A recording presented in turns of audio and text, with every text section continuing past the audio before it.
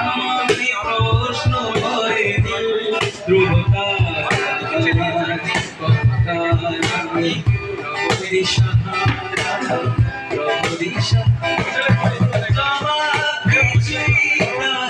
দিতে পারি নাই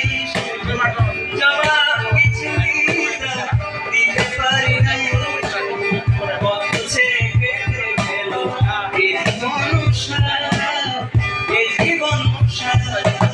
আমাকে প্রশ্ন করে ধ্রুবতা